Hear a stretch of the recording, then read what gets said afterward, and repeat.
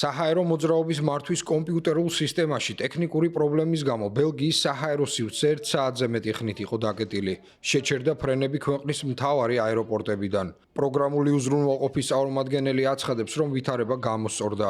სისტემა გადატვირთეს და საჰაერო სივრცეც უკვე გაიხსნა. საჰაერო მოძრაობის კონტროლერთან დაკავშირებული ტექნიკური პრობლემის გამო ბელგიაში დროებით შეჩერდა ავიამიმოსვლა. გადაიდო ფრენები დაახლოებით 1 საათით. ამის გამო 2 თვითფრენავი ლილის აეროპორტში დაეშვა. თუმცა ახლა ნევნელა ჩვეულ რეჟიმს უბრუნდებით. მგზავრებს უკვე შევატყობინეთ ამის შესახებ. ბრიუსელის აეროპორტში აცხადებენ, რომ მცირე შეფერხებები შესაძლოა კვლავ იყოს, სანამ ვითარება ბოლომდე არ გამოსწორდება.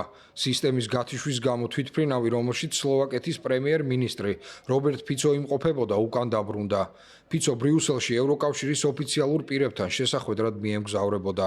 როგორც ცნობილია, მისი ხედვა რუსეთთან დაკავშირებით განსხვავებულია ევროკავშირის პოზიციისგან. როდესაც რობერტ ფიცოს პარტიამ 2023 წელს საპარლამენტო არჩევნებში გაიმარჯვა, იგი ხელისუფლებაში დაბრუნდა. მან უკრაინას შეუწყვიტა სამხედრო დახმარება.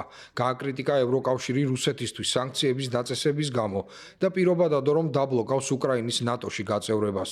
ის ასევე ეწინააღმდეგება უკრაინის გადაწყვეტილებას ევროპაში რუსული ენერგოექსპორტის შეწყვეტასთან დაკავშირებით.